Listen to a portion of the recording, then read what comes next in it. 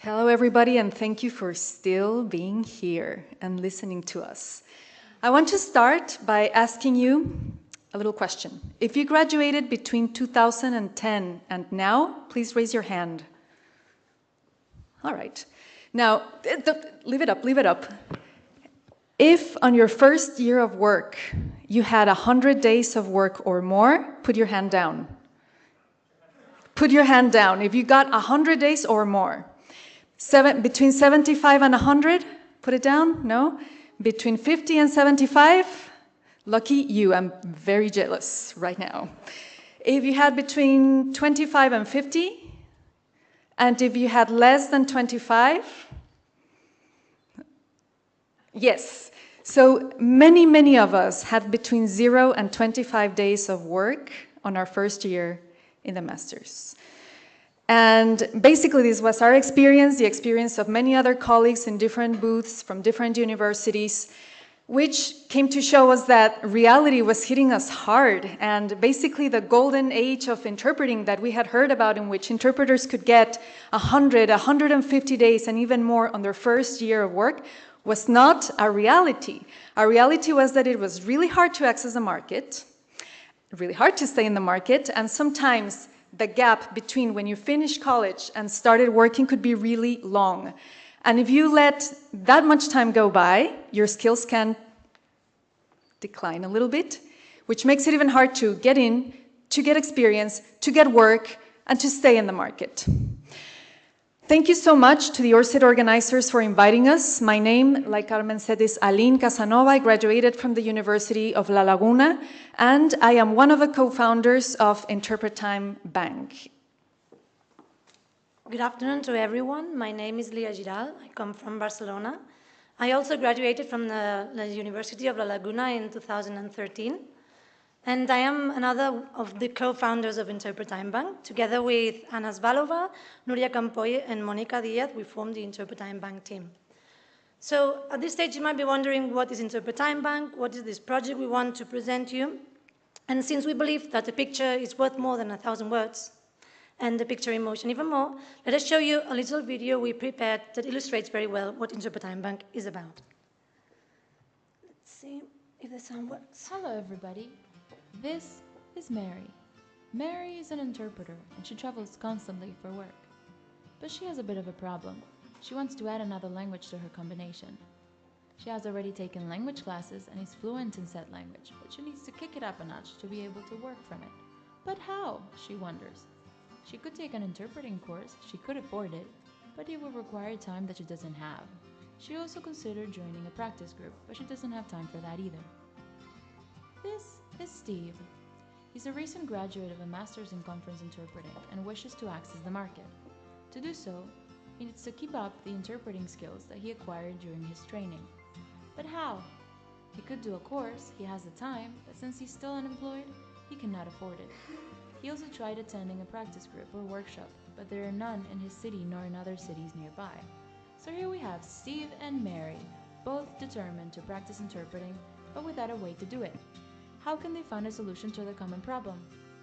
Mary has met up with an interpreter friend for a coffee, and she has told her about INTERPRETIME Bank, a professional online platform to practice interpreting. When she goes home and begins researching about this new platform, Mary is amazed to see that interpreters from all over the world use INTERPRETIME Bank. Meanwhile, Steve has been searching the web looking for solutions to his lack of practice problem, and has found INTERPRETIME Bank. Both Steve and Mary have computers with internet access, which means they can use INTERPRETIME Bank to help each other out. They have found each other among the big pool of interpreters that use the platform, and now they can meet each other or anyone available to practice interpreting and give feedback based on specific needs or goals. Thanks to INTERPRETIME Bank, Mary is gaining confidence interpreting from her new language, and Steve is improving his interpreting skills. If you too wish to improve your skills, exercise a new language, or simply practice interpreting, head over to www.interpretimebank.net and join our community. You can also find us on Twitter, Facebook, and LinkedIn under the name INTERPRETIME Bank. See you there!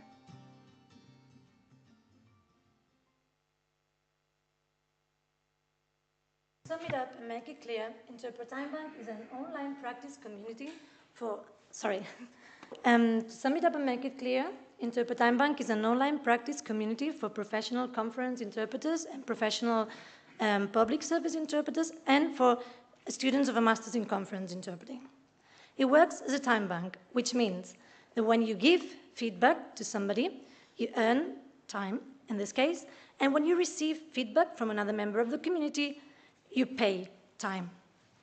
But how did we come up with this idea? It all started back when I finished my master's, and I had this idea stuck in my mind. And the idea was that I wanted to become, well, I wanted to take the test for the UN to become an accredited freelance interpreter. So first, I knew that I needed to work a little bit on one of my language pairs, and I did so. But then I knew, I was very, very much aware of the fact that I needed additional practice. And I more or less found some courses or some workshops I could do. Of course, it was difficult to do so because with such little work, you have no income, and with no income, you cannot pay for courses. But more or less, I organized things, and I was ready to start when one day I got a phone call from Mexico informing me that my father had been diagnosed with a very, very bad disease. So basically, I had to cancel all my plans and go to Mexico for a while to, be with my father and support the family. But I still had this idea in mind.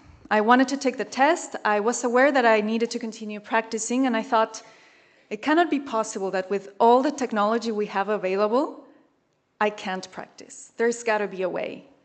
So I sent an email to my former classmates, and some of them responded, and we created what was the first INTERPRETIME BANK community. It was on Google+, and it was a closed community based on 3 principles. The first one is that this had to be a community of practice.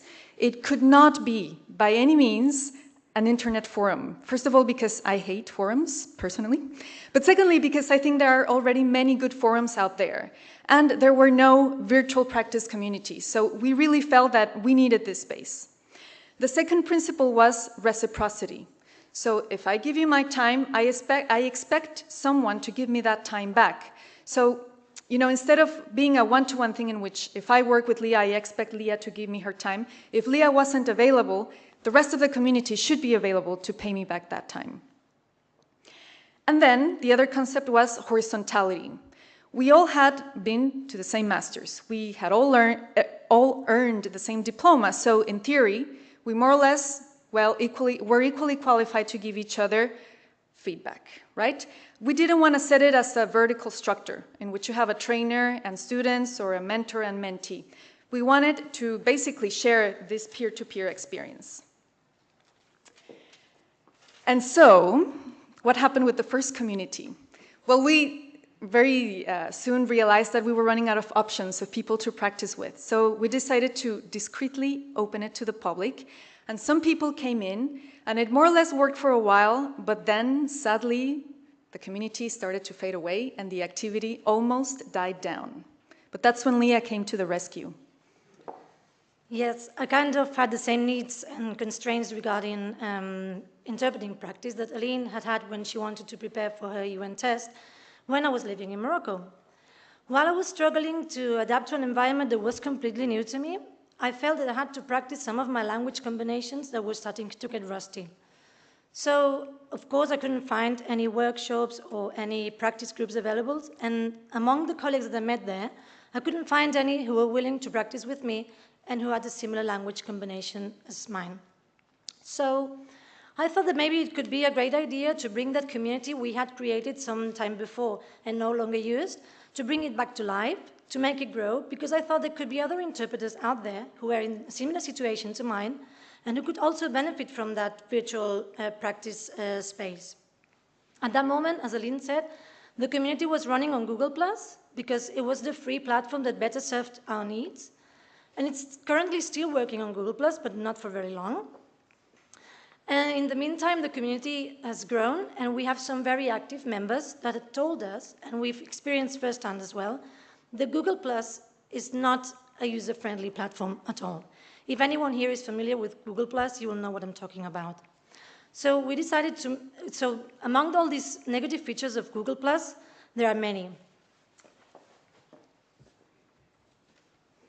I can summarize our experience with Google+ in those few words. It's been a major pain in the neck. And it is true, it is a free platform and it has some basic tools that served our needs, but some of the problems we had are there. Checking members' credentials.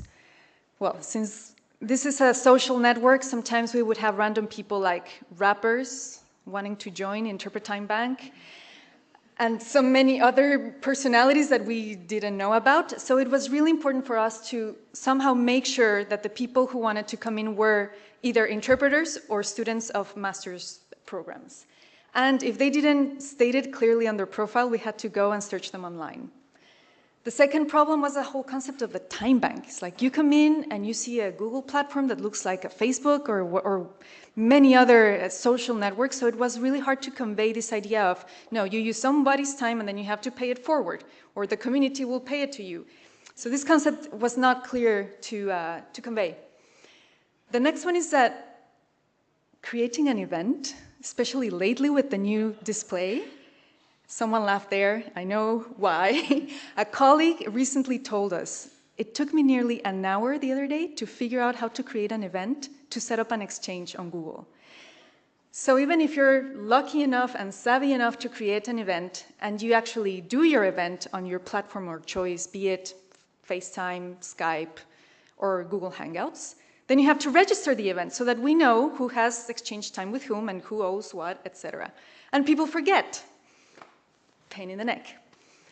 And then, whenever you publish an event, it will generate a message that will get to everyone in the community, even if they do not have that language combination whatsoever. And when people receive too many messages, they tune out. They start ignoring you, simply. And the last problem was that it is really hard to communicate with members directly. So sometimes getting people to read and accept the rules so that they acknowledge that they are an interpreter, that this is not a forum, etc., it's almost impossible. It's mission impossible. Unless they have configured their Google Hangout chat in a certain specific way that nobody knows how to do, it's impossible to communicate with them. So it became really clear to us that if we wanted to have this system in which we could schedule practice time with a peer, we had to get a custom-made platform.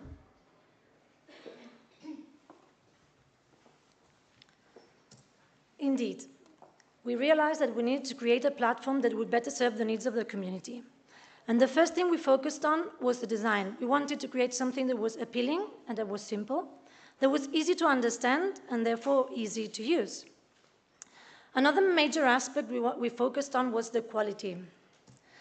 So we wanted to guarantee that the members of the community were able to provide quality feedback to other members of the community. So when you want to register for the community, you have to enter some personal information, you have to enter some information about your education, and some professional information.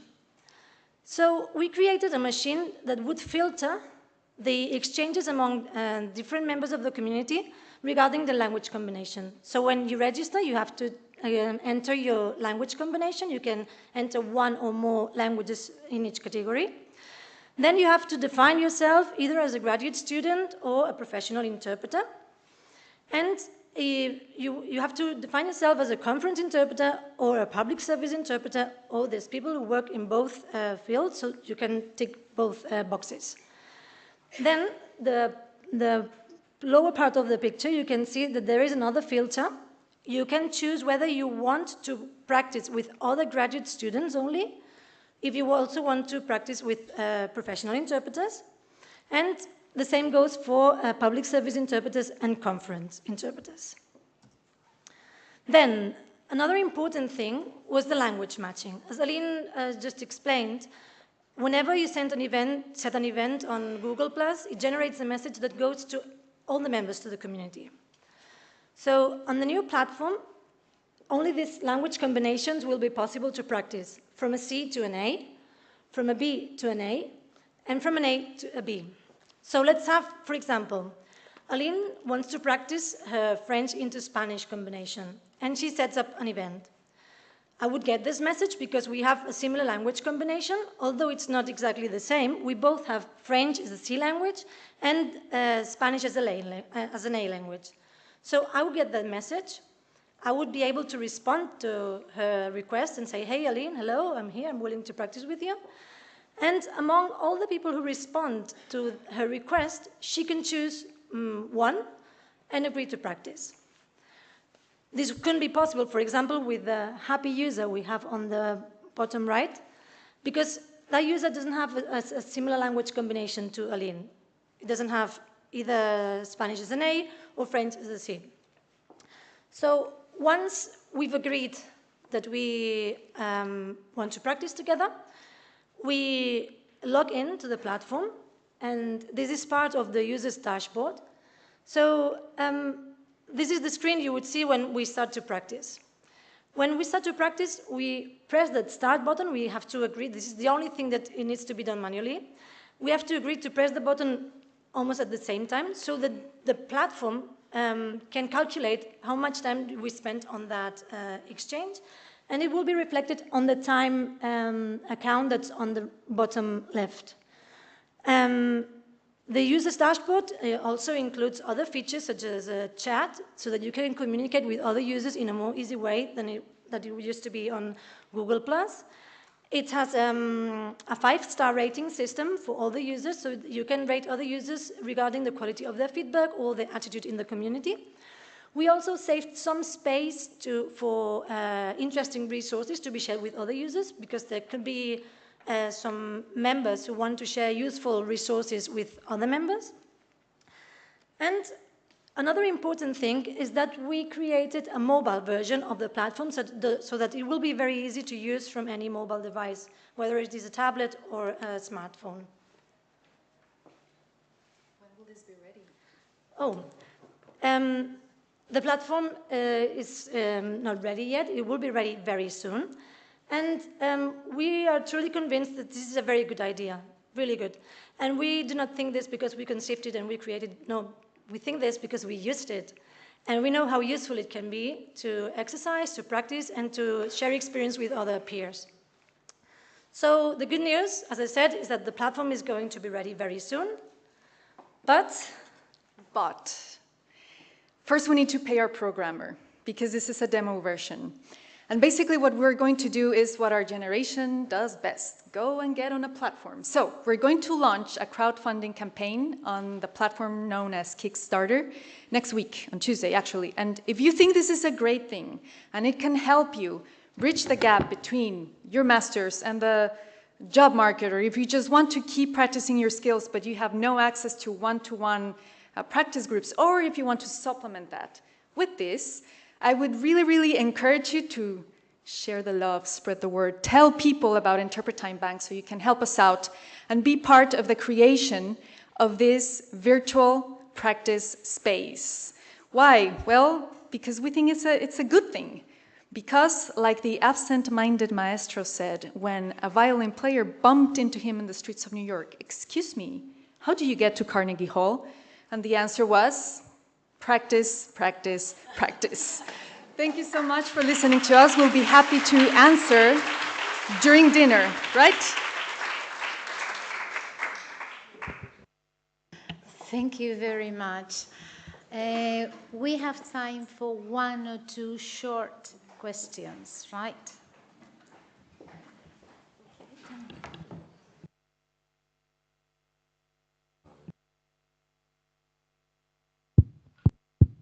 Okay, hi, Federica, I guess you know me.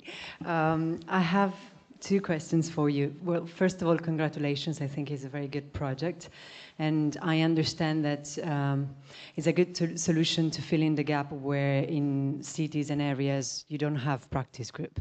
I have to admit that we have our life a bit easier because we are based in Brussels, and the practice group works because we have plenty of interpreters around. So I have 2 questions actually related to 2 issues that I will raise tomorrow in my presentation.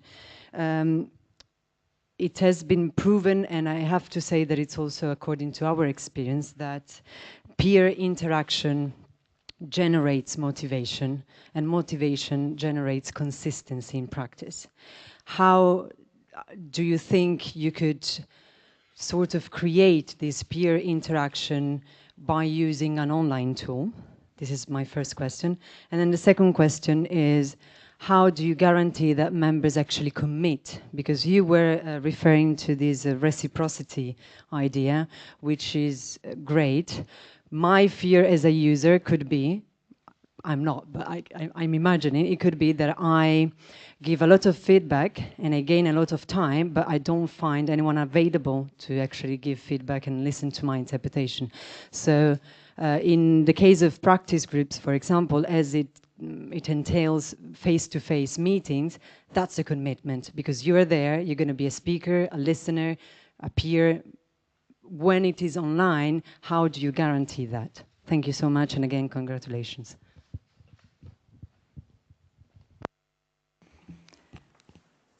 Thank you for your comments, Fede.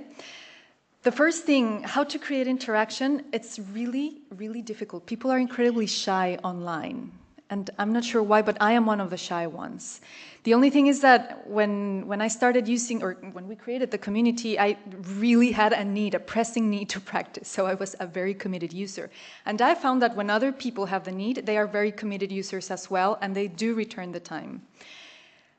Now, we cannot guarantee that people will commit. This is all done on a volunteer basis. In fact, when you sign up for the community, once it's available, you can choose to be a basic member, meaning that you can use the platform for free and accumulate time and give time. There will be certain limitations, but it can be done for free. And you can also be a premium member and pay a little fee to use the platform and have more time, and your time won't expire, etc. But there really is no guarantee. However, I personally believe that this can be a little bit like when on your New Year's resolutions you decide to lose weight and get super fit and go on a diet. If you don't tell anybody, chances are you probably won't stick to the plan for very long.